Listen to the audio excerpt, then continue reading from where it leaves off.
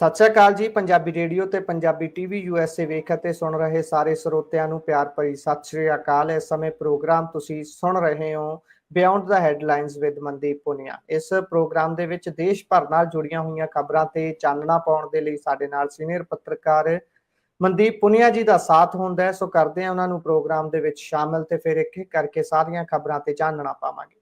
ਬਹੁਤ ਬਹੁਤ ਸਵਾਗਤ ਹੈ ਪੁਨੀਆ ਜੀ। ਜੀ ਸ਼ੁਕਰੀਆ ਸਤਿ ਸ਼੍ਰੀ ਅਕਾਲ ਜੀ।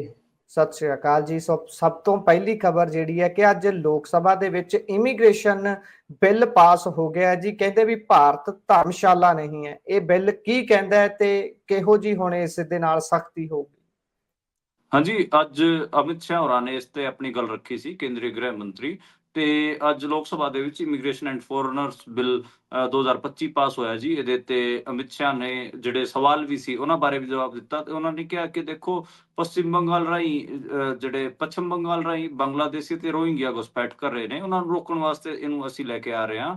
ਉਹਨਾਂ ਨੇ ਮਤਲਬ ਬਹੁਤ ਜਿਵੇਂ IT ਸੈੱਲ ਵਾਲੀ ਲੈਂਗੁਏਜ ਇਸਤੇਮਾਲ ਕਰਦਿਆਂ ਹੋਇਆ, ਜਿਵੇਂ ਸੜਕ ਛਾਪ ਜਿਹਨੂੰ ਆਪਾਂ ਭਾਸ਼ਾ ਕਹਿੰਦੇ ਆ, ਉਹ ਇਸਤੇਮਾਲ ਕਰਦਿਆਂ ਉਹਨਾਂ ਨੇ ਕਿਹਾ ਕਿ ਦੇਖੋ ਜਿਹੜਾ ਭਾਰਤ ਹੈ ਉਹ ਕੋਈ ਧਰਮਸ਼ਾਲਾ ਨਹੀਂ ਹੈ ਕਿ ਇੱਥੇ ਤੁਸੀਂ ਆਓਗੇ, ਇੱਥੇ ਕੋਈ ਵੀ ਆਊਗਾ ਉਹਦਾ ਅਸੀਂ ਹਿਸਾਬ ਕਿਤਾਬ ਰੱਖਾਂਗੇ, ਉਹ ਕਿੱਥੋਂ ਆਇਆ, ਕਿਉਂ ਆਇਆ, ਕਿਵੇਂ ਆਇਆ, ਕਿੰਨੇ ਦਿਨ ਹੈਗਾ। ਇਸ ਕਰਕੇ ਇਸ ਨੂੰ ਲੈ ਕੇ ਆ ਰਹੇ ਹਾਂ। ਤੇ ਜਿਹੜਾ ਵੀ ਭਾਰਤ ਨਾਲ ਛੇੜਖਾਨੀ ਕਰਨ ਦੀ ਕੋਸ਼ਿਸ਼ ਕਰੂਗਾ, ਇਹਦੀ ਨੈਸ਼ਨਲ ਸਿਕਿਉਰਿਟੀ ਨੂੰ ਜਾਂ ਫਿਰ ਹੋਰ ਚੀਜ਼ਾਂ ਨੂੰ ਦੁਰਵਿਵਹਾਰ ਨਾਲ ਆਊਗਾ, ਭਾਰਤ ਨਾਲ ਦੁਰਵਿਵਹਾਰ ਨਾਲ ਆਊਗਾ, ਉਹਦੇ ਉੱਤੇ ਅਸੀਂ ਸਖਤੀ ਨਾਲ ਕਾਰਵਾਈ ਕਰਾਂਗੇ। ਇਹ 11 ਮਾਰਚ ਨੂੰ ਪੇਸ਼ ਕੀਤਾ ਗਿਆ ਸੀਗਾ ਤੇ ਹੁਣ 27 ਮਾਰਚ ਨੂੰ ਅੱਜ ਪਾਸ ਹੋ ਗਿਆ ਜੀ। ਇਹਦੇ ਤੇ ਜਿਹੜੇ ਆਪੋਜੀਸ਼ਨ ਅਤੇ ਸੱਤਾ ਧਿਰ ਦੇ 30 ਜਿਹੜੇ MPs ਹੈਗੇ ਆ ਉਹਨਾਂ ਨੇ ਆਪਣੀ ਗੱਲ ਰੱਖੀ ਹੈਗੀ ਆ। ਇਹਦੇ ਚ ਮੋਟਾ ਇਹ ਹੈ ਕਿ ਜੇ ਕੋਈ ਵਿਦੇਸ਼ੀ ਇੱਥੇ ਮਿਲ ਜਾਂਦਾ ਜਿਹਦੇ ਕੋਲ ਵੈਧ ਪਾਸਪੋਰਟ ਅਤੇ ਦਸਤਾਵੇਜ਼ ਨਹੀਂ ਹੈਗੇ ਆ, ਉਹਨੂੰ 5 ਸਾਲ ਦੀ ਜੇਲ੍ਹ ਅਤੇ 5 ਲੱਖ ਰੁਪਇਆ ਜੁਰਮਾਨਾ ਉਤੋਂ ਵਸੂਲਿਆ ਜਾ ਸਕਦਾ ਹੈਗਾ।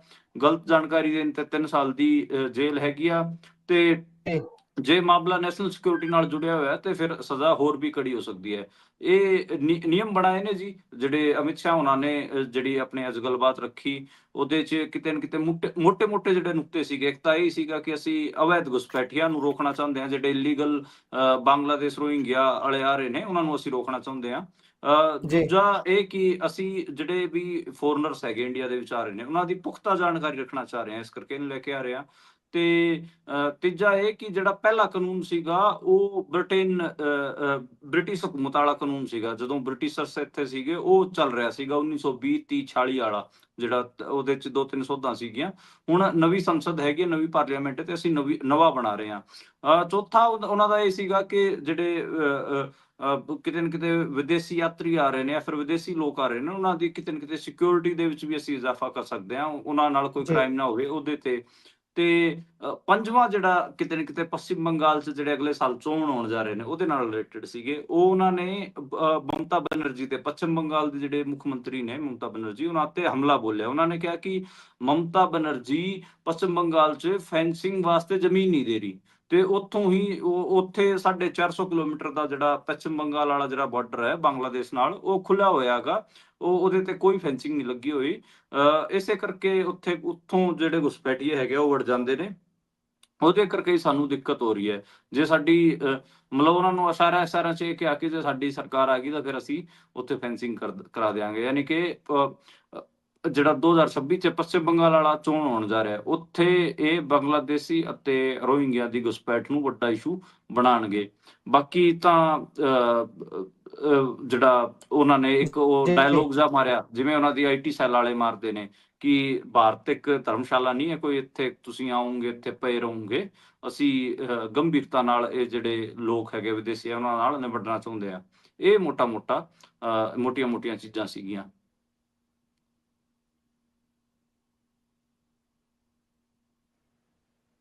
ਜੀ।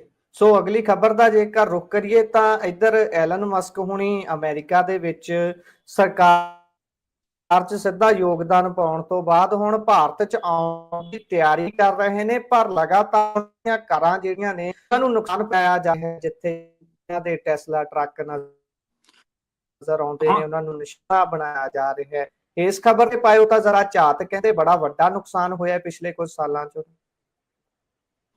ਦੇਖੋ ਪਿਛਲੇ 4 ਮਹੀਨਿਆਂ 'ਚ ਤਕਰੀਬਨ 100 ਤੋਂ ਜ਼ਿਆਦਾ ਜਿਹੜੀ ਟੈਸਲਾ ਕਾਰਾਂ ਸੀਗੀਆਂ, ਟੈਸਲਾ ਟਰੱਕ ਵਗੈਰਾ ਸੀਗੇ, ਉਹਨਾਂ 'ਚ ਆਗਜ਼ਨੀ ਅਤੇ ਤੋੜ-ਫੋੜ ਦੀ ਖਬਰਾਂ ਸਾਹਮਣੇ ਆਈਆਂ ਸੀ। ਇੰਡੀਆ ਦੇ ਵਿੱਚ ਅੱਜ ਇਹ ਨੈਸ਼ਨਲ ਮੀਡੀਆ ਦੇ ਵਿੱਚ ਲਗਾਤਾਰ ਇਸ ਖਬਰ ਨੂੰ ਪ੍ਰੋਜੈਕਟ ਕੀਤਾ ਗਿਆ ਹੈਗਾ। ਮੈਨੂੰ ਲੱਗਦਾ ਕਿ ਜਿਹੜੇ ਇੱਥੋਂ ਦੇ ਦੇਸੀ ਕਾਰੋਬਾਰੀ ਨੇ, ਉਹਨਾਂ ਨੂੰ ਟੈਸਲਾ ਤੋਂ, ਐਲਨ ਮਸਕ ਤੋਂ ਮਾੜਾ-ਮੋਟਾ ਖਤਰਾ ਲੱਗ ਰਿਹਾ ਹੋਊਗਾ। ਉਸ ਤੋਂ ਪਹਿਲਾਂ ਇੰਡੀਆ ਦੇ ਵਿੱਚ ਇਹਨੂੰ ਹਵਾ ਦੇਣੀ ਸ਼ੁਰੂ ਜੀ ਕਰਤੀ ਹੈ। ਟੈਸਲਾ ਨੂੰ ਤੇ ਐਲਨ ਮਸਕ ਦੇ ਉਲਟ ਹੁਣ ਮੋਟਾ-ਮੋਟਾ ਇੱਕ ਪ੍ਰਚਾਰ ਲੱਗਣਾ ਸ਼ੁਰੂ ਹੋ ਗਿਆ ਹੈਗਾ। ਤੇ ਇਹ ਮੋਟਾ-ਮੋਟਾ ਹੈਗਾ ਤੇ ਮਸਕ ਦੀ ਸਲਾਹ ਤੇ ਹੀ ਟਰੰਪ ਨੇ ਜਿਹੜਾ ਯੂਐਸਏਡ ਸੀਗਾ, ਜਿਹੜੇ ਡਿਵੈਲਪਿੰਗ ਨੇਸ਼ਨ ਸੀਗੇ, ਉਹਨਾਂ ਨੂੰ ਜਿਹੜਾ ਯੂਐਸਏਡ ਮਿਲਦਾ ਸੀਗਾ, ਉਹਦੇ ਤੇ ਰੋਕਣ ਦੀ ਕਾਰਵਾਈ ਕੀਤੀ ਸੀਗੀ। ਹੁਣ ਇਹ ਚੀਜ਼ਾਂ ਹੈਗੀਆਂ। ਬਾਕੀ ਮਸਕ ਆਪਾਂ ਨੂੰ ਪਤਾ ਹੈ ਕਿ ਜਿਹੜੇ ਦਕਸ਼ਣ-ਪੱਥੀ ਪਾਰਟੀਆਂ ਹੈਗੀਆਂ, ਉਹਨਾਂ ਦਾ ਸਮਰਥਨ ਲਗਾਤਾਰ ਕਰਦੇ ਨੇ ਤੇ ਬ੍ਰਿਟੇਨ ਹੋ ਗਿਆ, ਜਰਮਨੀ ਹੋ ਗਿਆ, ਫਰਾਂਸ, ਇਟਲੀ, ਇੱਥੇ ਕਿਤੇ ਨਾ ਕਿਤੇ ਉਹਨਾਂ ਨੂੰ ਦਿੱਕਤਾਂ ਆਉਣਗੀਆਂ, ਕਿਉਂਕਿ ਉਹਨਾਂ ਦੇ ਉਲਟ ਉੱਥੇ ਜਿਹੜੇ ਲੋਕ ਹੈਗੇ ਆ, ਉਹ ਲਗਾਤਾਰ ਇੱਕ ਨੈਰੇਟਿਵ ਸਿਰਜ ਰਹੇ ਨੇ। ਤੇ ਇੰਡੀਆ ਦੇ ਵਿੱਚ ਵੀ ਮੈਨੂੰ ਲੱਗਦਾ ਕਿ ਮਸਕ ਨੂੰ ਏਦਾਂ ਖਾਲੀ ਨਹੀਂ ਜਾਣ ਦੇਣਗੇ। ਜਿਸ ਹਿਸਾਬ ਨਾਲ ਉਹਨਾਂ ਦਾ ਗਰੋਹ ਕਾਲਾ ਹੈਗਾ, ਫਿਰ ਹੁਣ ਜਿਵੇਂ ਖਤਰਾ ਮੰਡਰਾ ਰਿਹਾ, ਦੇਸੀ ਜਿਹੜੇ ਇੱਥੋਂ ਦੇ ਬਿਜ਼ਨਸਮੈਨ ਨੇ, ਇਸੇ ਕਰਕੇ ਉਹਨਾਂ ਦੇ ਟੈਸਲਾ ਨੂੰ ਬਦਨਾਮ ਕਰਨ ਵਾਸਤੇ ਅੱਜ ਪੂਰੇ ਦਿਨ ਇਹ ਖਬਰ ਚੱਲੀ ਹੈ। ਹਾਲਾਂਕਿ ਟੈਸਲਾ 'ਚ ਸ਼ਿਕਾਇਤਾਂ ਬਹੁਤ ਆ ਰਹੀਆਂ ਨੇ ਜੀ। ਪਿਛਲੇ 4 ਮਹੀਨਿਆਂ 'ਚ 100 ਤੋਂ ਜ਼ਿਆਦਾ ਟੈਸਲਾ ਕਾਰਾਂ ਜਾਂ ਟਰੱਕਾਂ 'ਚ ਅੱਗ ਲੱਗੀ ਹੈਗੀ ਆ। ਇਸੇ ਕਰਕੇ ਇਹ ਸਾਰਾ ਮਾਮਲਾ ਵਖਰਿਆ ਹੈਗਾ ਜੀ। ਜੀ, ਸੋ ਉਧਰ ਟਾਟਾ ਦੇ ਵੀ ਸ਼ੇਅਰ ਖਾਸੇ ਡਿਗੇ ਨੇ ਜਦੋਂ ਟਰੰਪ ਸਾਹਿਬ ਨੇ ਇਹ ਕਹਿ ਦਿੱਤਾ ਕਿ ਹੁਣ ਅਸੀਂ 25% ਟੈਰਿਫ ਕਾਰਾਂ ਦੇ ਉੱਪਰ, ਵਿਦੇਸ਼ੀ ਕਾਰਾਂ ਤੇ ਲਾਵਾਂਗੇ। ਇਸ ਤੇ ਵੀ ਚਾਨਣਾ ਪਾਇਓ ਜੀ। ਹਾਂਜੀ, ਜਿਹੜੇ ਟਾਟਾ ਦੇ ਵੀ ਅੱਜ 6% ਸ਼ੇਅਰ ਡਿੱਗੇ ਨੇ। ਉੱਥੇ ਅਮਰੀਕਾ ਦੇ ਵਿੱਚ 25% ਦੇ ਨੇੜੇ ਤੇ ਟੈਰਿਫ ਲਾਇਆ ਗਿਆ ਹੈਗਾ। ਇਹਦੇ 'ਚ ਜੈਗੁਆਰ ਅਤੇ ਲੈਂਡ ਰੋਵਰ ਨੂੰ ਨੁਕਸਾਨ ਹੋਊਗਾ, ਕਿਉਂਕਿ ਆਪਾਂ ਨੂੰ ਪਤਾ ਕਿ ਟਾਟਾ ਗਰੁੱਪ ਨੇ ਜਗੁਆਰ ਅਤੇ ਲੈਂਡ ਰੋਵਰ ਨੂੰ ਖਰੀਦ ਰੱਖਿਆ ਸੀਗਾ ਤੇ ਉਹੀ ਸਾਰਾ ਜਿਹੜਾ ਉਹਨਾਂ ਦਾ ਪ੍ਰੋਡਕਸ਼ਨ ਹੈ, ਬੇਸਿਕਲੀ ਆਪਾਂ ਨੂੰ ਪਤਾ ਹੈ ਕਿ ਇੰਡੀਆ ਦੇ ਵਿੱਚ ਜ਼ਿਆਦਾਤਰ ਹੁੰਦਾ ਗਾ। ਜਿਹੜੇ ਕਿਤੇ ਨਾ ਕਿਤੇ ਜੀਪ, ਕ੍ਰਿਸਲਰ, ਜਿਹੜੇ ਹੈਗੇ ਆ, ਉਹਨਾਂ ਦੇ ਵੀ 3.5% ਦੇ ਨੇੜੇ ਤੇੜੇ 3.6% ਸ਼ੇਅਰ ਉਹਨਾਂ ਦੇ ਵੀ ਡਿੱਗੇ ਨੇ। ਉਹਨਾਂ ਤੇ ਵੀ ਅਸਰ ਪਊਗਾ।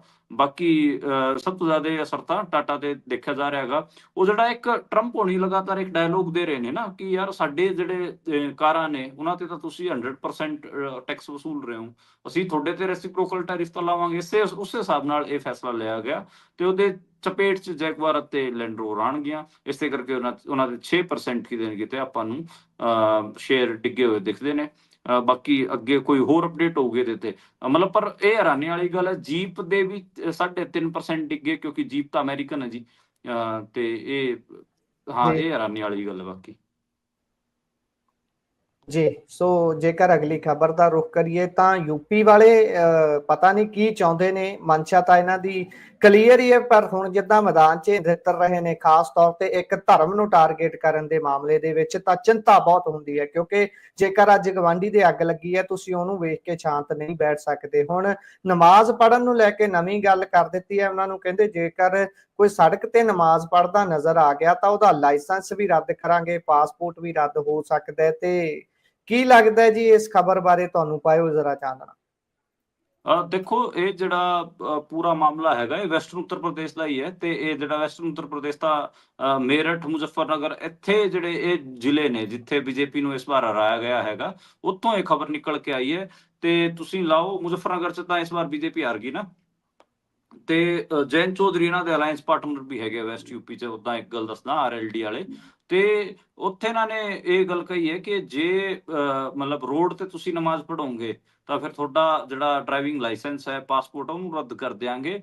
ਇਹਦੀ ਜੀ ਜਿਹੜੀ ਐਡਵਾਈਜ਼ਰੀ ਉਹ ਸੰਭਲ 'ਚ ਵੀ ਜਾਰੀ ਕੀਤੀ ਗਈ ਹੈ, ਜਿੱਥੇ ਉਹ ਪੁਲਿਸ ਹੈਗੀ ਆ, ਯੂਪੀ ਪੁਲਿਸ, ਉਹ ਲਗਾਤਾਰ ਉੱਥੇ ਕਮਿਊਨਲਾਈਜੇਸ਼ਨ ਕਰ ਰਹੀ ਹੈ, ਮੁਸਲਮਾਨਾਂ ਨੂੰ ਟਾਰਗੇਟ ਕਰ ਰਹੀ ਹੈ। ਬਲੀਆ ਦੇ ਵਿੱਚ ਵੀ ਕੀਤੀ ਗਈ ਹੈ, ਮੇਰਠ ਦੇ ਵਿੱਚ ਵੀ ਕੀਤੀ ਗਈ ਹੈ, ਤੇ ਮੁਜ਼ੱਫਰਨਗਰੋਂ ਵੀ ਇਹ ਖਬਰ ਆ ਰਹੀ ਹੈ।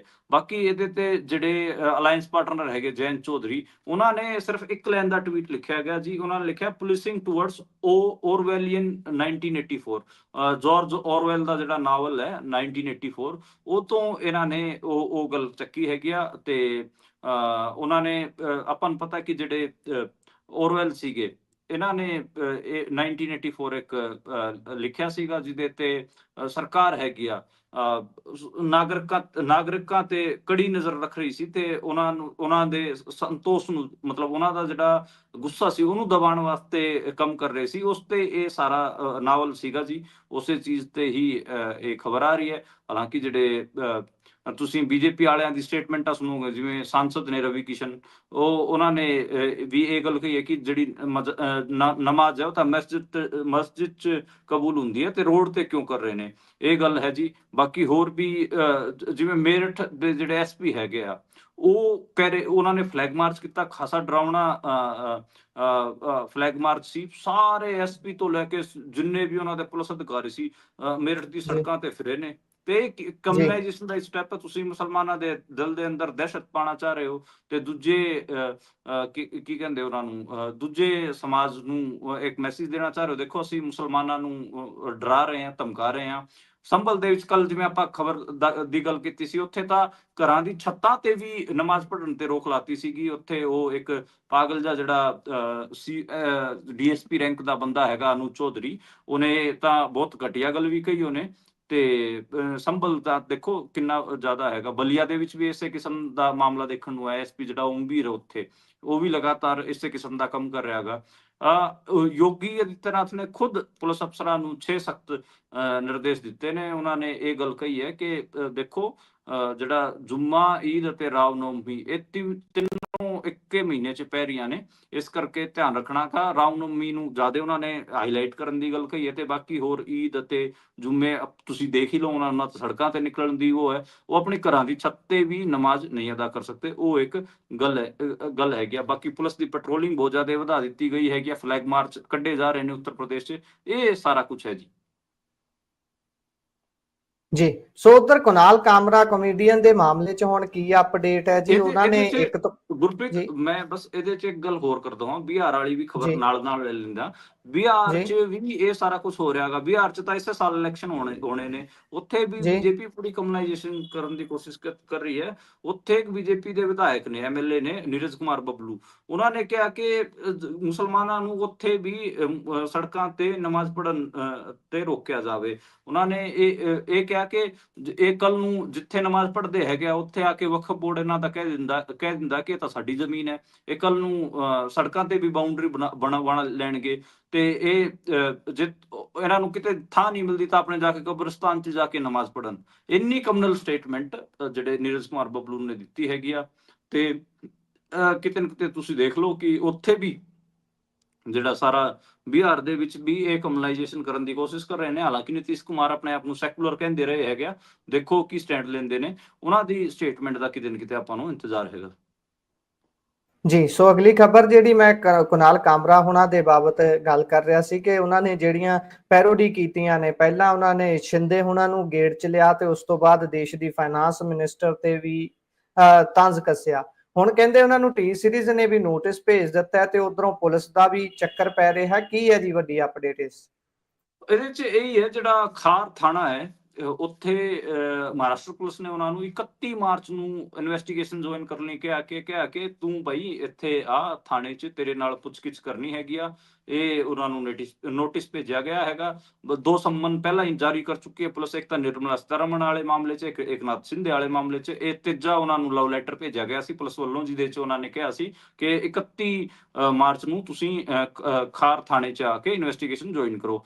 ਬਾਕੀ ਜਿਹੜਾ ਟੀ ਸੀਰੀਜ਼ ਵਾਲਾ ਹੈਗਾ, ਜਿਹੜਾ ਉਹ ਕਹਤੇ ਹੈ ਮੁਝਕੋ ਹਵਾ ਹਵਾਈ, ਉਹਦੇ ਤੇ ਉਹਨਾਂ ਨੇ ਪੈਰੋਡੀ ਬਣਾਇਆ ਸੀ ਨਿਰਮਲਾ ਸੀਤਾਰਮਣ ਦਾ। ਉਹਦੇ ਤੇ ਉਹਨਾਂ ਨੇ ਕਾਪੀਰਾਈਟ ਭੇਜਤਾ ਹੈਗਾ ਤੇ ਉਸ ਵੀਡੀਓ ਨੂੰ ਬਲੌਕ ਕਰਾਤਾ ਹੈਗਾ। ਉਹਦੇ ਤੇ ਕਾਮਰਾ ਨੇ ਟਵਿੱਟਰ ਤੇ ਲਿਖਦਾ ਕਿਹਾ ਕਿ ਹੈਲੋ ਟੀ ਸੀਰੀਜ਼ ਕਠਪੁਤਲੀ ਬੰਨਾ ਬੰਦ ਕਰੋ, ਕਿ ਤੂੰ ਟੀ ਸੀਰੀਜ਼ ਨੂੰ ਧਮਕਾਉਂਦਿਆ ਕੁਨਾਲ ਕਾਮਰਾ ਨੇ ਕਿਹਾ ਕਿ ਯਾਰ ਤੂੰ ਕੌਣ ਹੈ, ਤੂੰ ਕਿਉਂ ਕਠਪੁਤਲੀ ਬਣ ਰਿਹਾ। ਪੈਰੋਡੀ ਅਤੇ ਸਟਾਇਰ ਤੇ ਕਦੋਂ ਤੋਂ ਕਾਪੀਰਾਈਟ ਆਉਣ ਲੱਗ ਪਏ। ਇਹ ਤਾਂ ਫੇਰ ਇਹ ਤਾਂ ਕਾਨੂੰਨੀ ਤੌਰ ਤੇ ਵੀ ਫੇਰ ਇਹਨਾਂ ਨੂੰ ਮੰਨਿਆ ਜਾਂਦਾ ਹੈਗਾ। ਮੈਨੇ ਉਹਨਾਂ ਨੇ ਲਿਖਿਆ ਅੱਗੇ ਕਿ ਮੈਂ ਗਾਣੇ ਦੇ ਓਰੀਜਨਲ ਲਿਰਿਕਸ ਜਾਂ ਇੰਸਟਰੂਮੈਂਟ ਦਾ ਇਸਤੇਮਾਲ ਹੀ ਨਹੀਂ ਕੀਤਾ ਹੈਗਾ।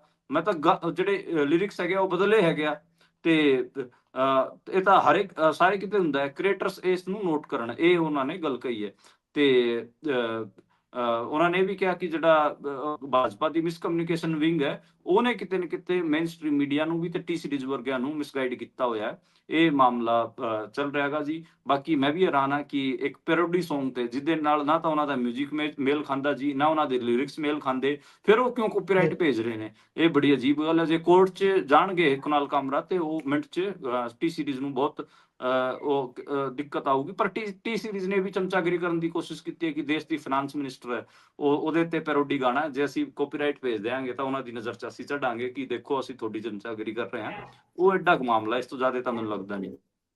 ਜੀ ਸੋ ਤਾਮਿਲਨਾਡੂ ਦੀ ਗੱਲ ਕਰ ਲਈਏ। ਤਾਮਿਲਨਾਡੂ ਦੀ ਜਿਹੜੀ ਸਰਕਾਰ ਹੈ ਉਹ ਹਰੇਕ ਮੁੱਦੇ ਤੇ ਦੇਸ਼ ਦੇ ਨਾਲੋਂ ਵੱਖਰਾ ਤੇ ਚੰਗਾ ਸਟੈਂਡ ਪੇਸ਼ ਕਰਦੀ ਹੈ ਕੇਂਦਰ ਸਰਕਾਰ ਦੇ ਖਿਲਾਫ। ਤੇ ਹੁਣ ਵਕਫ ਬੋਰਡ ਵਾਲਾ ਜਿਹੜਾ ਬਿੱਲ ਸੀ ਉਹਦੇ ਖਿਲਾਫ ਉਹਨਾਂ ਨੇ ਪ੍ਰਸਤਾਵ ਪਾਇਆ ਤੇ ਕਿਹਾ ਹੈ ਕਿ ਇਸ ਦੇ ਨਾਲ ਜਿਹੜੇ ਮੁਸਲਮਾਨ ਨੇ ਉਹਨਾਂ ਦੇ ਅਧਿਕਾਰਾਂ ਨੂੰ ਠੇਡਾ ਵੱਜੇਗਾ। ਤੇ ਕੀ ਹੈ ਜੀ ਪੂਰੀ ਖਬਰ? ਹਾਂਜੀ, ਤੁਸੀਂ ਸਹੀ ਕਹਿ ਰਹੇ ਹੋ। ਤਾਮਿਲਨਾਡੂ ਜਿਹੜਾ ਕੇਂਦਰ ਦੇ ਉਲਟ ਇੱਕ ਆਪਣਾ ਅੱਡੀ ਰੁਖ ਰੱਖਦੀ ਹੈਗੀ ਆ। ਉਦਾਂ ਇਹ ਜਿਹੜੀ ਐਕਸਪੈਕਟੇਸ਼ਨ ਉਹ ਪੰਜਾਬ ਤੋਂ ਵੀ ਹੁੰਦੀ ਸੀ ਕਦੇ, ਪਰ ਪੰਜਾਬ 'ਚ ਬਹੁਤ ਨਾਲਾਇਕ ਸਰਕਾਰ ਹੈ, ਇਸ ਕਰਕੇ ਪੰਜਾਬ ਤਾਂ ਹਮੇਸ਼ਾ ਪਿੱਛੇ ਹੀ ਰਹਿ ਜਾਂਦਾ। ਪੰਜਾਬ ਤਾਂ ਕਦੇ ਜਿਹੜਾ ਐਕਟ ਹੈ, ਹੁਣ ਤਾਂ ਅੱਜ ਕੱਲ੍ਹ ਤਾਂ ਉਹ ਸੈਂਟਰ ਨਾਲ ਤਾਲਮੇਲ ਕਰਨ ਲੱਗ ਪਏ। ਤਾਮਿਲਨਾਡੂ ਦੇ ਜਿਹੜੇ ਮੁੱਖ ਮੰਤਰੀ ਨੇ ਐਮ ਕੇ ਸਟਾਲਿਨ ਸਾਹਿਬ ਹੋਰੀ, ਉਹਨਾਂ ਨੇ ਵਕਫ ਬੋਰਡ ਬਿੱਲ ਜਿਹੜਾ ਲੈ ਕੇ ਆ ਰਹੇ ਨੇ ਸਰਕਾਰ ਵਾਲੇ, ਉਹਦੇ ਉਲਟ ਸਟੈਂਡ ਲਿਆ ਹੋਇਆ ਜੀ। ਉਹਦੇ 'ਚ ਕੁਝ ਦਿੱਕਤਾਂ ਨੇ। ਇੱਕ ਤਾਂ ਇਹ ਹੈ ਕਿ ਵਕਫ ਬੋਰਡ ਜਿਹੜਾ ਹੈਗਾ ਉਹਦੇ 'ਚ ਜਿਹੜਾ ਨੋਨ ਮੁਸਲਿਮ ਲੋਕ ਹੈਗੇ ਉਹਨਾਂ ਨੂੰ ਵੀ ਮੈਂਬਰ ਬਣਾਉਣ ਦੀ ਗੱਲ ਕਹੀ ਗਈ ਹੈਗੀ ਆ।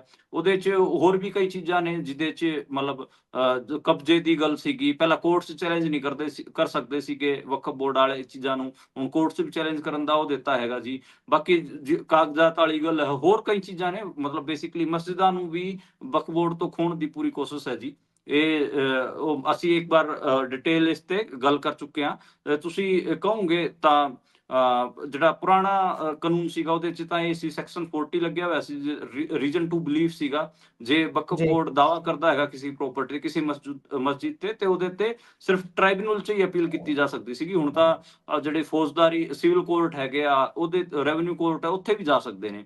ਤੇ ਇੱਕ ਪਹਿਲਾਂ ਟ੍ਰਾਈਬਿਊਨਲ ਜਿਹੜਾ ਬਣਦਾ ਸੀਗਾ ਉਹਦੇ ਅਕੋਰਡਿੰਗ ਹੀ ਕੰਮ ਹੁੰਦਾ ਸੀ। ਅੱਜ ਕੱਲ ਉਹ ਟ੍ਰਾਈਬਿਊਨਲ ਨੂੰ ਇਹਨਾਂ ਨੇ ਖਾਰਜ ਕਰਤਾ ਹੈਗਾ। ਤੇ ਇੱਕ ਉਹ ਸੀਗਾ ਕਿ ਦੋ ਜਿਹੜੇ ਮੈਂਬਰ ਹੈਗੇ ਆ ਉਹ ਕਿਸੇ ਦੂਜੇ ਧਰਮ ਦੇ ਵੀ ਹੋਣੇ ਚਾਹੀਦੇ, ਉਹ ਇੱਕ ਗੱਲ ਆਈ ਹੈ ਜੀ। ਬਾਕੀ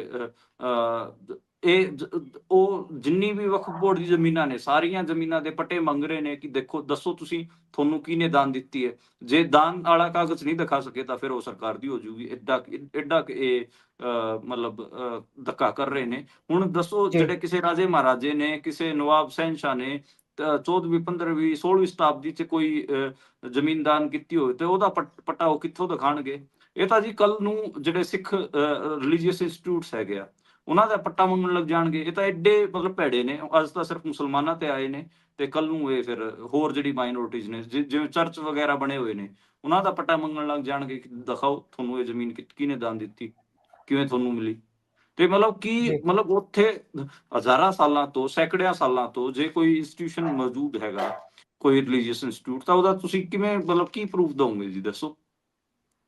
ਇਹ ਤਾਂ ਜਿਹੜੇ ਹੈ ਜੀ। 14ਵੀਂ 15ਵੀਂ 16ਵੀਂ ਸ਼ਤਾਬਦੀ 'ਚ ਜਿਹੜੀਆਂ ਮਸਜਿਦਾਂ ਬਣ ਗਈਆਂ ਜਾਂ ਮੁਸਲਮਾਨ ਰਿਲੀਜੀਅਸ ਸਾਈਟਸ ਬਣ ਗਈਆਂ, ਉਹਨਾਂ ਦਾ ਉਹ ਕੀ ਦੇਣਗੇ ਵਿਚਾਰੇ? ਦੱਸੋ ਵਕਫ ਬੋਰਡ ਵਾਲੇ।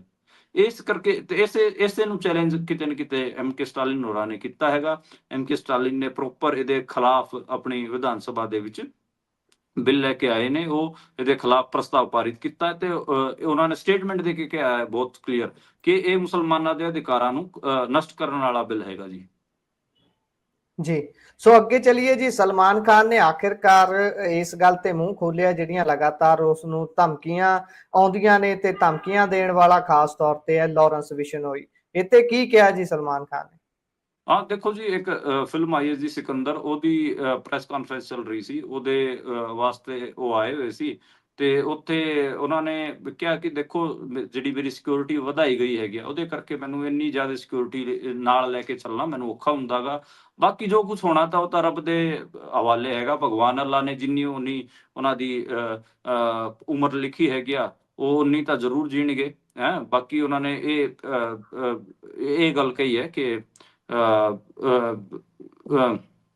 ਤੋ ਇਹ ਉਹਨਾਂ ਨੇ ਕਿਹਾ। ਬਾਕੀ ਉਹਨਾਂ ਨੇ ਇਹ ਕਿਹਾ ਕਿ ਜਿਹੜੀ ਮੇਰੀ ਵਾਈ ਪਲੱਸ ਸਿਕਿਉਰਿਟੀ ਹੈਗੀ ਆ, ਉਹ ਹਰ ਟਾਈਮ 11 ਤੋਂ ਜ਼ਿਆਦੇ ਜਿਹੜੇ ਉਹ ਪੁਲਿਸ ਆਫਿਸਰ ਹੈ ਉਹ ਮੇਰੇ ਨਾਲ ਰਹਿੰਦੇ ਨੇ, 2 ਕਮਾਂਡੋ ਨੇ ਤੇ 2 ਪੀਐਸਓ ਨੇ, ਤੇ ਉਹ ਕਿਤੇ ਨਾ ਕਿਤੇ ਐਡਾ ਵੱਡਾ ਜਿਹੜਾ ਕਾਨਵਾਏ ਕੈਰੀ ਕਰਨਾ ਮੇਰੇ ਵਾਸਤੇ ਔਖਾ ਹੁੰਦਾ ਗਾ। ਜਿਹੜਾ ਗੈਲੈਕਸੀ ਅਪਾਰਟਮੈਂਟ ਹੈ ਉਹ ਉੱਤੇ ਪਹਿਲਾਂ ਵੀ ਆਪਾਂ ਨੂੰ ਪਤਾ ਹੈ ਕਿ 2-3 ਵਾਰ ਫਾਇਰਿੰਗ ਹੋ ਚੁੱਕੀ ਹੈ, ਲਾਰੈਂਸ ਬਿਸ਼ਨੋਈ ਗੈਂਗ ਕਹਿ ਚੁੱਕਿਆ ਗਾ ਕਿ ਅਸੀਂ ਇਹ ਜੀ ਫਾਇਰਿੰਗ ਕਰਾਈ ਹੈ। ਤੇ ਫਿਰ ਵੀ ਜਿਹੜਾ ਸਲਮਾਨ ਖਾਨ ਹੈ ਉਹ ਕੋਈ ਲੋਡ ਲੈ ਨਹੀਂ ਰਿਹਾ ਲਾਰੈਂਸ ਬਿਸ਼ਨੋਈ ਦਾ। ਲਾਰੈਂਸ ਬਿਸ਼ਨੋਈ ਨੇ ਕਈ ਥਾਵਾਂ ਤੇ ਮਤਲਬ ਇਹ ਗੱਲਾਂ ਕਹੀਆਂ ਨੇ, ਤੇ ਇਹ ਮੋਟਾ-ਮੋਟਾ ਜੀ ਆਪਾਂ ਨੂੰ ਸਮਝਾ ਰਿਹਾ ਇਸ ਮਾਮਲੇ 'ਚ। ਮਤਲਬ ਡਰ ਨਹੀਂ ਰਹੇ ਸਲਮਾਨ ਖਾਨ, ਕੋਈ ਐਡਾ ਉਹ ਨਹੀਂ। ਸਲਮਾਨ ਖਾਨ ਦੇ ਜਿਹੜੇ ਆੜੀ ਸੀਗੇ ਆਪਾਂ ਨੂੰ ਪਤਾ ਹੈ ਕਿ ਉਹਨਾਂ ਦੀ ਵੀ ਹੱਤਿਆ ਕਰ ਦਿੱਤੀ ਸੀ ਲਾਰੈਂਸ ਬਿਸ਼ਨੋਈ ਗੈਂਗ ਨੇ। ਤੇ ਸਿੱਦੀਕੀ ਸਾਹਿਬ, ਸਿੱਦੀਕ ਹਾਲਾਂਕਿ ਉਸ ਮਰਡਰ 'ਚ ਹੁਣ ਅੱਗੇ ਕੋਈ ਅਪਡੇਟ ਖਾਸ ਹੋਇਆ ਨਹੀਂ ਹੈ। ਤੇ ਹੁਣ ਟਾਰਗੇਟ ਤਾਂ ਆਈ ਆਪ ਜਿਹੜਾ ਲਾਰੈਂਸ ਬਿਸ਼ਨੋਈ ਹੈ ਉਹ ਕਹਿ ਚੁੱਕਿਆ ਹੈਗਾ। ਤੇ ਅੱਜ ਕੱਲ੍ਹ ਜਿਹੜਾ ਜਿਸ ਹਿਸਾਬ ਦਾ ਟ੍ਰੈਂਡ ਚੱਲ ਰਿਹਾ ਉਸ ਹਿਸਾਬ ਨਾਲ ਤਾਂ ਮਤਲਬ ਬਹੁਤ ਈਜ਼ੀ ਟਾਰਗੇਟ ਨੇ ਇਹ ਸਲਮਾਨ ਖਾਨ ਵਰਗੇ ਲੋਕ ਤਾਂ ਉਹ ਜੀ ਕਿਤੇ ਨਾ ਕਿਤੇ ਫੇਮ ਚਾਹੁੰਦੇ ਨੇ। ਉਹ ਦਾਊਦ ਵਾਲਾ ਦੌਰ ਕਿਤੇ ਨਾ ਕਿਤੇ ਵਾਪਸ ਲੈ ਕੇ ਆਉਣਾ ਚਾਹ ਰਹੇ ਨੇ ਲਾਰੈਂਸ ਬਿਸ਼ਨੋਈ ਦੀ ਸ਼ਕਲ 'ਚ। ਲਾਰੈਂਸ ਬਿਸ਼ਨੋਈ ਨੂੰ ਆਪਾਂ ਨੂੰ ਪਤਾ ਸਟੇਟ ਦੀ ਪੂਰੀ ਖੁੱਲ੍ਹ ਹੈਗੀ ਆ। ਕਿਵੇਂ ਜਿਹੜੀ ਪੁਲਿਸ ਹੈ ਉਹਦੇ ਇੰਟਰਵਿਊ ਵੀ ਕਰਵਾਉਂਦੀ ਹੈਗੀ ਆ ਉਹਨੂੰ, ਹਨੂੰਮਾਨ ਭਗਤ ਤੇ ਹਿੰਦੂ, ਸੱਚਾ ਹਿੰਦੂ ਔਰ ਪਤਾ ਨਹੀਂ ਕੀ ਦੱਸ ਕੇ ਅੱਗੇ ਪੁਸ਼ ਕਰਦੀ ਹੈਗੀ ਆ, ਤੇ ਉਹ ਵੀ ਚੀਜ਼ਾਂ ਅੱਗੇ ਲੈ ਕੇ ਜਾਂਦੀ ਹੈਗੀ ਆ। ਜੀ ਸੋ ਅਗਲੀ ਖਬਰ ਤਾਂ ਜੇਕਰ ਆਪਾਂ ਰੁਕ ਕਰੀਏ ਤਾਂ ਇਸੇ ਦੇ ਲਾਰੈਂਸ ਬਿਸ਼ਨੋਈ ਦੇ ਮਾਮਲੇ 'ਚ ਇਹਦੀ ਜਿਹੜੀ ਇੰਟਰਵਿਊ ਹੋਈ ਸੀ ਉਹਦੀ ਹਾਈ ਕੋਰਟ ਦੇ ਵਿੱਚ ਸੁਣਵਾਈ ਹੋਈ ਹੈ ਜੀ। ਹਾਂਜੀ, ਇਹਦੇ 'ਚ ਇਹੀ ਹੈ ਕਿ ਯਾਰ ਦੇਖੋ ਇਹਦੇ 'ਚ ਬਹੁਤ ਟਾਈਟ ਕੰਮ ਚੱਲ ਰਿਹਾ ਹੈਗਾ ਇਸ ਪੂਰੇ ਮਾਮਲੇ 'ਚ। ਲਾਰੈਂਸ ਬਿਸ਼ਨੋਈ ਦੀ ਇੰਟਰਵਿਊ ਵਾਲੇ ਮਾਮਲੇ 'ਚ ਮਤਲਬ ਜਿੰਨੀਆਂ ਰਿਪੋਰਟਾਂ ਐਸਆਈਟੀ ਵਗੈਰਾ ਪੇਸ਼ ਕਰ ਰਹੇ ਨੇ, ਹੁਣ ਉਹ ਕੋਸ਼ਿਸ਼ ਕਰ ਰਹੇ ਨੇ ਕਿ ਉਹ ਲੀਕ ਨਾ ਹੋਣ, ਲੋਕਾਂ ਤੱਕ ਨਾ ਜਾਣ। ਜਿਵੇਂ 2024 'ਚ ਪਿਛਲੇ ਸਾਲ ਕਿਤੇ ਨਾ ਕਿਤੇ ਬਹੁਤ ਸਾਰੀਆਂ ਚੀਜ਼ਾਂ ਲੀਕ ਹੋ ਗਈਆਂ ਸੀਗੀਆਂ। ਤੇ ਅੱਜ ਡਿਟੇਲਡ ਜਿਹੜਾ ਆਰਡਰ ਹੈਗਾ ਮਤਲਬ ਇਹ ਜਾਰੀ ਕਰਨ ਦੀ ਗੱਲ ਅਦਾਲਤ ਨੇ ਕਹੀ ਹੈ। ਹੁਣ ਕਦੋਂ ਕਰੂਗਾ ਉਹ ਤਾਂ ਦੇਖਣਾ ਹੋਊਗਾ। ਪਰ ਅੱਜ ਇਸ ਮਾਮਲੇ ਤੇ ਸੁਣਵਾਈ ਸੀਗੀ। ਇਸ ਦੌਰਾਨ ਜਿਹੜੇ ਐਸਆਈਟੀ ਹੈ ਉਹਨੇ ਬਹੁਤ ਸਾਰੀਆਂ ਜਿਹੜੀ ਅਹਿਮ ਜਾਣਕਾਰੀਆਂ ਸੀਗੀਆਂ, ਡੱਡ ਰਿਪੋਰਟਾਂ ਸੀ, ਉਹ ਕੋਰਟ ਨਾਲ ਸ਼ੇਅਰ ਕੀਤੀਆਂ ਸੀਗੀਆਂ। ਬਾਕੀ ਜਿਹੜਾ ਇੰਟਰਵਿਊ ਹੈਗਾ ਉਹਦੇ ਬਾਰੇ ਆਪਾਂ ਨੂੰ ਪਤਾ ਹੈ 2023 ਚ ਲਿਆ ਗਿਆ ਸੀਗਾ। ਤੇ ਉਦੋਂ ਜਿਹੜਾ ਪੱਤਰਕਾਰ ਦੇ ਬਾਰੇ ਵੀ ਸਾਰਿਆਂ ਨੂੰ ਪਤਾ ਹੈ। ਤੇ ਇਹ ਸਾਰਾ ਮਾਮਲਾ ਹੈਗਾ ਕਿ ਤੇ ਖਰੜ ਸੀਆਈਏ ਦੀ ਬਿਲਡਿੰਗ ਚ ਲਿਆ ਗਿਆ ਸੀਗਾ ਇਹ। ਤੇ ਉਸ ਤੋਂ ਬਾਅਦ ਕਿਤੇ ਨਾ ਕਿਤੇ ਪੂਰਾ ਮਾਮਲਾ ਪੱਖਿਆ 2022 ਚ, ਸੋਰੀ ਮੈਂ 2023 ਕਹਿ ਗਿਆ ਸੀਗਾ। 2022 ਚ ਖਰੜ ਜਿਹੜਾ ਸੀਆਈਏ ਸੀ ਉੱਥੇ ਇਹ ਇੰਟਰਵਿਊ ਲਿਆ ਗਿਆ ਸੀ। ਸ਼ੁਰੂਆਤ ਚ ਜਿਹੜੇ ਪੰਜਾਬ ਪੁਲਿਸ ਦੀ ਇਨਵੈਸਟੀਗੇਸ਼ਨ ਸੀ ਉਹਨਾਂ ਨੇ ਇਹ ਕਹਿਤਾ ਸੀਗਾ ਕਿ ਇਹ ਤਾਂ ਇੰਟਰਵਿਊ ਜੀ ਪੰਜਾਬ ਚ ਹੋਇਆ ਹੀ ਨਹੀਂ। ਬਾਅਦ ਚ ਜਦੋਂ ਹੋਰ ਇਹਦੇ ਤੇ ਡਿਟੇਲ ਇਨਵੈਸਟੀਗੇਸ਼ਨ ਹੋਈ ਉਦੋਂ ਪੰਜਾਬ ਪੁਲਿਸ ਦੀ ਕਿਰਕਰੀ ਵੀ ਹੋਈ। ਪੰਜਾਬ ਪੁਲਿਸ ਦੇ 7 ਤੋਂ 8 ਜਿਹੜੇ ਲੋਕ ਨੇ ਉਹ ਕਿਤੇ ਨਾ ਕਿਤੇ ਇਹਦੇ ਚ ਸਸਪੈਂਡਡ ਨੇ। ਇੱਕ ਤਾਂ ਬਰਖਾਸਤੀ ਕਰ ਦਿੱਤਾ ਗਿਆ, ਜਿਹੜਾ ਡੀਐਸਪੀ ਗੁਰਸ਼ੇਰ ਸਿੰਘ ਸੀਗਾ ਉਹਦੇ ਤਾਂ ਉਹਨੂੰ ਤਾਂ ਬਰਖਾਸਤੀ ਕਰ ਦਿੱਤਾ, ਉਹਨੂੰ ਟਰਮੀਨੇਟ ਹੀ ਕਰ ਦਿੱਤਾ ਗਿਆ ਹੈਗਾ। ਇਹ ਮੋਟਾ ਅਪਡੇਟ ਹੈ ਜੀ। ਹੁਣ ਡਿਟੇਲ ਰਿਪੋਰਟ, ਡਿਟੇਲ ਆਰਡਰ ਜਿਹੜਾ ਆਊਗਾ ਹਾਈ ਕੋਰਟ ਦਾ, ਉਹਦੇ ਬਾਅਦ ਹੀ ਆਪਾਂ ਇਸ ਤੇ ਮਤਲਬ ਥੋੜਾ ਹੋਰ ਡਿਟੇਲ ਗੱਲ ਕਰ ਪਾਵਾਂਗੇ। ਬਾਕੀ ਤਾਂ ਇਹੀ ਹੈ, ਮੈਨੂੰ ਤਾਂ ਇਹ ਲੱਗਦਾ ਕਿ ਸਟੇਟ ਹੀ ਜਿਹੜਾ ਇੰਡੀਅਨ ਸਟੇਟ ਹੈ ਉਹੀ ਲਾਰੈਂਸ ਬਿਸ਼ਨੋਈ ਨੂੰ ਬਹੁਤ ਜ਼ਿਆਦਾ ਪੁਸ਼ ਕਰ ਰਿਹਾ ਹੈਗਾ ਤੇ ਆਪਣੇ ਕੰਮ ਕਢਾਉਣ ਵਾਸਤੇ ਉਹਨੂੰ ਜ਼ਿਆਦਾ ਅੱਗੇ ਪੁਸ਼ ਕਰ ਰਿਹਾ ਹੈਗਾ ਜੀ। ਜੀ ਸੋ ਉਧਰ ਡੱਲੇਵਾਲ ਸਾਹਿਬ ਦੇ ਮਾਮਲੇ 'ਚ ਕੀ ਅਪਡੇਟ ਹੈ ਜੀ? ਉਧਰ ਕੋਰਟ ਦੇ ਵਿੱਚ ਪੁਲਿਸ ਕਹੀ ਜਾਂਦੀ ਹੈ ਕਿ ਉਹ ਤਾਂ ਸਾਡੀ ਹਿਰਾਸਤ 'ਚ ਨਹੀਂ ਨੇ, ਪਰ ਉਹਨਾਂ ਦੇ ਨਾਲ ਪਰਿਵਾਰ ਹਾਲੇ ਤੱਕ ਮਿਲਿਆ ਨਹੀਂ ਸੀ। ਪਰਿਵਾਰ ਵੀ ਕਹੀ ਜਾਂਦਾ ਵੀ ਸਾਨੂੰ ਨਹੀਂ ਕੁਝ ਵੀ ਪਤਾ। ਅਪਡੇਟ ਕੀ ਹੈ ਜੀ? ਅਪਡੇਟ ਇਹ ਹੈ ਕਿ ਅੱਜ ਹਾਈ ਕੋਰਟ ਨੇ ਕਹਿਤਾ ਹੈਗਾ ਕਿ ਇਹਨਾਂ ਦੇ ਜਿਹੜੇ ਸਮਰਥਕ ਹੈਗੇ ਤੇ ਪਰਿਵਾਰ ਹੈ ਉਹਨਾਂ ਨੂੰ ਮਿਲਣ ਦਿੱਤਾ ਜਾਵੇ। ਤੇ ਜੇ ਤੁਹਾਡੀ ਡਿਟੈਂਸ਼ਨ 'ਚ ਨਹੀਂ ਹੈ ਡੱਲੇਵਾਲ ਸਾਹਿਬ, ਜੇ ਤੁਸੀਂ ਅਰੈਸਟ ਨਹੀਂ ਕੀਤਾ ਹੋਇਆ ਹੈਗਾ, ਫਿਰ ਤਾਂ ਉਹਨਾਂ ਨੂੰ ਪਰਿਵਾਰ ਵਾਲਿਆਂ ਨੂੰ ਮਿਲਣ ਦਿਓ ਤੇ ਉਹਨਾਂ ਦੇ ਸਮਰਥਕਾਂ ਨੂੰ ਮਿਲਣ ਦਿਓ। ਫਿਰ ਕਿਉਂ ਰੋਕ ਰਹੇ ਹੋ? ਇਹ ਗੱਲ ਸਾਹਮਣੇ ਆਈ ਹੈਗੀ ਆ। ਬਾਕੀ ਜਿਹੜਾ ਪੂਰਾ ਡੱਲੇਵਾਲ ਦੀ ਟੀਮ ਹੈ ਉਹ ਲਗਾਤਾਰ ਇੱਕੋ ਗੱਲ ਕਹਿ ਰਹੀ ਹੈ ਕਿ ਡੱਲੇਵਾਲ ਸਾਹਿਬ ਹੋਣਾ ਨੇ ਪਾਣੀ ਪੀਣਾ ਵੀ ਛੱਡਿਆ ਹੋਇਆ ਜੀ, ਖਾਣਾ ਵੀ ਛੱਡਿਆ ਹੋਇਆ। ਇਸ ਕਿਸਮ ਦੀ ਗੱਲਾਂ ਉਹ ਬਣਾ ਰਹੇ ਨੇ। ਬਾਕੀ ਕੀ ਸੱਚਾਈ ਹੈ ਉਹ ਤਾਂ ਜੀ ਇੱਕ ਵਾਰ ਡੱਲੇਵਾਲ ਸਾਹਿਬ ਆਣਗੇ ਮੀਡੀਆ ਦੇ ਸਾਹਮਣੇ, ਉਹਨਾਂ ਦੀ ਕੋਈ ਸਟੇਟਮੈਂਟ ਆਊਗੀ ਉਦੋਂ ਹੀ ਪਤਾ ਲੱਗੂਗਾ। ਜਿਹੜਾ ਇੱਕ ਸੁਲੇਮਾਨ ਸਿੰਘ ਨਾਂ ਦਾ ਡਾਕਟਰ ਹੈਗਾ ਉਹ ਕੁਝ ਸਟੇਟਮੈਂਟਾਂ ਪਾਉਂਦਾ ਹੁੰਦਾ ਹੈ। ਮੈਂ ਉਹ ਜਿਹੜੀ ਮੈਡੀਕਲੀ ਉਹਦੀ ਚੀਜ਼ਾਂ ਤੇ ਯਕੀਨ ਥੋੜਾ ਘੱਟ ਹੀ ਕਰਦਾਗਾ, ਕਿਉਂਕਿ ਮੈਂ ਕਿਸਾਨ ਅੰਦੋਲਨ ਮੰਚ 'ਚ ਵੀ ਉਹਨੂੰ ਦੇਖਿਆ ਹੋਇਆਗਾ ਕਿਸ ਕਿਸਮ ਦਾ ਡਾਕਟਰ ਹੈ ਉਹ ਜੀ। ਹਾਲਾਂਕਿ ਉਹਨੂੰ ਅਮਰੀਕਾ ਵਗੈਰਾ ਜਾਂ ਬਾਹਰਲੇ ਜਿਹੜੇ ਪੰਜਾਬੀ ਹੈਗੇ ਉਹ ਬਹੁਤ ਜ਼ਿਆਦਾ ਸਪੋਰਟ ਕਰਦੇ ਨੇ, ਪਰ ਖੈਰ ਉਹਦੀ ਆਪਣੀ ਮਾਰਕੀਟਿੰਗ ਤੇ ਪੀਆਰ ਦਾ ਕੰਮ ਹੋਊਗਾ। ਪਰ ਬਾਕੀ ਜੀ ਹੁਣ ਦੇਖਣਾ ਪਊਗਾ ਇਹਦੇ 'ਚ ਕੀ ਚੀਜ਼ਾਂ ਨੇ ਕੀ ਨਹੀਂ, ਕਿਵੇਂ ਉਹਨਾਂ ਦੀ ਸਿਹਤ ਕਿਵੇਂ ਹੈਗੀ ਆ। ਉਹਨਾਂ ਦੀ ਭੁੱਖ ਹੜਤਾਲ ਤੇ ਤਾਂ ਸਵਾਲ ਖੜੇ ਹੀ ਹੋ ਰਹੇ ਨੇ। ਹਾਲਾਂਕਿ ਆਪਾਂ ਮਤਲਬ ਕਹਿੰਦੇ ਨਹੀਂ ਕੋਈ ਠੋਸ ਕੋਈ ਗੱਲ ਹੋਊਗੀ ਉਦੋਂ ਆਪਾਂ ਖੁੱਲ ਕੇ ਵੀ ਕ੍ਰਿਟੀਸਾਈਜ਼ ਕਰਾਂਗੇ, ਪਰ ਮਤਲਬ ਲੋਕ ਇਹੀ ਕਹਿੰਦੇ ਨੇ ਕਿ ਪਹਿਲਾਂ ਜਿਸ ਹਿਸਾਬ ਦੀ ਉਹਨਾਂ ਨੇ ਭੁੱਖ ਹੜਤਾਲਾਂ ਕੀਤੀਆਂ ਸੀਗੀਆਂ ਉਸੇ ਕਿਸਮ ਦੀ ਇਸ ਵਾਰ ਕੀਤੀ ਹੈ। ਇਸੇ ਕਰਕੇ ਉਹਨਾਂ ਦੇ ਜਿਹੜੀ ਇੱਕ ਸੀਰੀਅਸਨੈਸ ਸੀ ਮੋਰਚੇ ਦੀ ਉਹ ਵੀ ਉਹਦੇ ਕਰਕੇ ਥੋੜੀ ਘਟੀ ਸੀਗੀ। ਖੈਰ ਇਹ ਮੋਟਾ ਮੈਨੂੰ ਲੱਗ ਰਿਹਾ ਹੈਗਾ ਜੀ, ਇਹਦੇ ਤਾਂ ਹੋਰ ਤਾਂ ਕੋਈ ਜ਼ਿਆਦੇ ਮੈਨੂੰ ਚੀਜ਼ ਲੱਗ ਨਹੀਂ ਰਹੀ। ਤੇ ਅੱਜ ਮੋਗਾ ਦੇ ਵਿੱਚ ਕੀ ਹੋਇਆ ਜੀ? ਕਹਿੰਦੇ ਆਮ ਆਦਮੀ ਪਾਰਟੀ ਵਾਲਿਆਂ ਨੂੰ ਵੜਨ ਤੋਂ ਰੋਕਣ ਲਈ ਪਿੰਡਾਂ 'ਚ ਉੱਥੇ ਨਾਕੇ ਲੱਗ ਗਏ ਜੀ। ਇਹ ਤਾਂ ਨਸ਼ੇ ਵਾਲਿਆਂ ਲਈ ਨਾਕੇ ਲੱਗਦੇ ਸੀ ਵੀ ਨਸ਼ਾ ਨਾ ਸਾਡੇ ਪਿੰਡ 'ਚ ਕੋਈ ਪੀਵੇ ਜਾਂ ਫਿਰ ਵਿਕੇ ਜਾਂ ਫਿਰ ਕੋਈ ਇੱਥੇ ਆਵੇ ਨਸ਼ੇ ਵਾਲਾ, ਪਰ ਇਹ ਨਵੀਂ ਹੁਣ ਵਿਉਂਤਬੰਦੀ ਬਣਾ ਲਈ। ਹਾਂਜੀ, ਇਹ ਕਿਸਾਨਾਂ ਵੱਲੋਂ ਹੀ ਲਾਇਆ ਗਿਆ ਸੀਗਾ ਤੇ ਇਹ 2-3 ਪਿੰਡਾਂ 'ਚ ਇਹ ਖਬਰ ਸੁਣਨ ਨੂੰ ਆਈ ਹੈ। ਡਰੋਲੀ ਖੇੜਾ ਵਗੈਰਾ ਤੇ ਆਲੇ ਦੁਆਲੇ ਦੇ ਜਿਹੜੇ ਪਿੰਡ ਸੀਗੇ ਮੋਗਾ 'ਚ, ਡਰੋਲੀ ਖੇੜਾ ਤੇ 1-2 ਹੋਰ ਪਿੰਡ ਸੀਗੇ। ਉੱਥੇ ਪਿੰਡ ਵਾਲਿਆਂ ਨੇ ਨਾਕੇ ਲਾਏ ਸੀਗੇ, ਜਿਹਦੇ 'ਚ ਉਹ ਇਹ ਦੇਖ ਰਹੇ ਸੀ ਕਿ ਕੋਈ ਆਮ ਆਦਮੀ ਪਾਰਟੀ ਦਾ ਆਗੂ ਤਾਂ ਪਿੰਡਾਂ 'ਚ ਨਹੀਂ ਆ ਰਿਹਾ। ਜੇ ਕੋਈ ਆ ਰਿਹਾ ਸੀ ਆਮ ਆਦਮੀ ਪਾਰਟੀ ਦਾ ਵਰਕਰ ਵੀ, ਤਾਂ ਉਹਨੂੰ ਵਾਪਸ ਮੋੜ ਦੇ ਰਹੇ ਸੀ, ਕਹਿੰਦੇ ਤੂੰ ਨਿਕਲ ਜਾ ਬਾਈ। ਬਾਕੀ ਉਹ ਇਹ ਵੀ ਦੇਖ ਰਹੇ ਸੀਗੇ, ਨਜ਼ਰ ਇਸ ਕਰਕੇ ਵੀ ਰੱਖ ਰਹੇ ਸੀਗੇ ਕਿ ਕੋਈ ਉਹਨਾਂ ਦਾ ਸਮਾਨ ਚੋਰੀ ਵਾਲੇ ਲੋਕ ਤਾਂ ਨਹੀਂ, ਕੋਈ ਉਹਨਾਂ ਦਾ ਸਮਾਨ ਚੋਰੀ ਕਰਕੇ ਤਾਂ ਨਹੀਂ ਲੈ ਕੇ ਆ ਰਿਹਾ ਮੋਰਚਿਆਂ ਤੋਂ। ਉਹ ਵੀ ਮਾੜੀ ਮੋਟੀ ਖਬਰ ਹੈਗੀ ਆ। ਇਹੀ ਹੈ ਜੀ ਮੋਟਾ ਤਾਂ। ਬਾਕੀ ਇੱਕ ਅਪਡੇਟ, ਮੋਗੇ ਦੇ ਲਾਗੇ ਫਰੀਦਕੋਟ 'ਚ ਜਿਹੜਾ ਡੱਲੇਵਾਲ ਸਾਹਿਬ ਹੋਣਾ ਦਾ ਪਿੰਡ ਹੈ, ਉੱਥੇ ਵੀ ਇੱਕ ਮੋਰਚਾ ਚੱਲ ਰਿਹਾ ਹੈਗਾ। ਉੱਥੇ ਵੀ ਜਿਹੜੇ ਪੁਲਿਸ ਕੋਸ਼ਿਸ਼ ਕਰ ਰਹੀ ਹੈ ਕਿ ਉਸ ਨੂੰ ਤੋੜਿਆ ਜਾਵੇ। ਪਿੰਡ ਵਾਲੇ ਗੁਰਦੁਆਰੇ 'ਚ ਬੈਠੇ ਹੈਗੇ ਆ, ਗੁਰਦੁਆਰਾ ਸਾਹਿਬ 'ਚ ਬੈਠੇ ਹੈਗੇ ਆ ਤੇ ਉਹ ਲਗਾਤਾਰ ਮੰਗ ਕਰ ਰਹੇ ਨੇ ਜੀ ਕਿ ਡੱਲੇਵਾਲ ਸਾਹਿਬ ਹੋਣਾ ਨੂੰ ਛੱਡਿਆ ਜਾਵੇ, ਡਿਟੈਂਸ਼ਨ ਤੋਂ ਕੱਢਿਆ ਜਾਵੇ। ਇਹ ਗੱਲ ਲਗਾਤਾਰ ਹੋ ਰਹੀ ਹੈ ਤੇ ਜਿਹੜੇ ਪੁਲਿਸ ਦੇ ਐਸਐਸਪੀ ਸੀਗੇ ਉਹਨਾਂ ਨੇ ਮੁਲਾਕਾਤ ਵਾਸਤੇ ਨੋਤਾ ਭੇਜਿਆ ਸੀਗਾ, ਬੁਲਾਇਆ ਸੀਗਾ, ਪਰ ਇਹਨਾਂ ਨੇ ਪਿੰਡ ਵਾਲਿਆਂ ਨੇ ਮਨਾ ਕਰਤਾ ਕਿ ਅਸੀਂ ਤੁਹਾਡੇ ਨਾਲ ਕੋਈ ਵੀ ਗੱਲਬਾਤ ਨਹੀਂ ਕਰਨੀ। ਤਾਂ ਉਹ ਜਿਹੜਾ ਗੱਲਬਾਤ ਵਾਲਾ ਸਿਸਟਮ ਸੀਗਾ ਤਾਂ ਉਹ ਤਾਂ ਹੋ ਹੀ ਨਹੀਂ ਪਾਇਆ। ਤੇ ਇਹ ਮੋਟੀ ਕਿਸਾਨ ਅੰਦੋਲਨ ਤੋਂ ਅਪਡੇਟ ਹੈਗੀ ਆ। ਇੱਕ ਅਪਡੇਟ ਸੱਚ ਘਨੌਰ ਹਲਕੇ ਤੋਂ ਵੀ ਹੈਗਾ। ਘਨੌਰ ਹਲਕੇ 'ਚ ਵੀ ਅੱਜ ਜਿਹੜੇ ਕਿਸਾਨ ਸੀਗੇ ਉਹ ਇਕੱਠਾ ਹੋਣਾ ਚਾਹ ਰਹੇ ਸੀਗੇ ਤੇ ਉੱਥੇ ਪੁਲਿਸ ਨੇ ਬਹੁਤ ਸਾਰੀ ਥਾਵਾਂ ਤੇ ਬਹੁਤ ਵੱਡੀ ਜਿਹੜੀ ਨਾਕੇਬੰਦੀ ਸੀਗੀ ਉਹ ਕਰ ਰੱਖੀ ਸੀਗੀ। ਇਸ ਕਰਕੇ ਉੱਥੇ ਵੀ ਕਿਸਾਨਾਂ ਨੂੰ ਇਕੱਠੇ ਨਹੀਂ ਹੋਣ ਦਿੱਤਾ ਗਿਆ ਤੇ ਉੱਥੇ ਜਿਹੜਾ ਕਹੀਏ ਕਿ ਜਿਹੜਾ ਗੁਰਲਾਲ ਘਨੌਰ ਹੈ, ਕਬੱਡੀ ਦਾ ਖਿਡਾਰੀ ਵੀ ਰਿਹਾ, ਉੱਥੋਂ ਜਿਹੜਾ ਐਮਐਲਏ ਹੈ, ਉਹ ਖਾਸਾ ਟਾਰਗੇਟ 'ਚ ਹੈਗਾ ਕਿਸਾਨਾਂ ਦੇ ਤੇ ਕਿਸਾਨਾਂ ਨੂੰ ਤੰਗ ਵੀ ਬਹੁਤ ਕੀਤਾ ਹੈਗਾ। ਇਸੇ ਕਰਕੇ ਉਹ ਟਾਰਗੇਟ ਤੇ ਹੁਣ ਅੱਜ ਕੱਲ ਆਇਆ ਹੋਇਆ ਜੀ। ਇਹ ਮੋਟੀ ਜਿਹੜੀ ਹੈਗੀ ਆ ਅਪਡੇਟ ਹੈਗੀ ਆ ਕਿਸਾਨ ਮੋਰਚੇ ਤੋਂ ਜੀ। ਸੋ ਪ੍ਰੋਗਰਾਮ ਦਾ ਸਮਾਂ ਇੱਥੇ ਸਾਡਾ ਸਮਾਪਤ ਹੁੰਦਾ ਹੈ। ਸੋ ਤੁਸੀਂ ਜੁੜੇ ਜਾਣਕਾਰੀਆਂ ਸਾਂਝੀਆਂ ਕੀਤੀਆਂ ਉਸ ਲਈ ਬਹੁਤ ਧੰਨਵਾਦ ਜੀ। ਸ਼ੁਕਰੀਆ।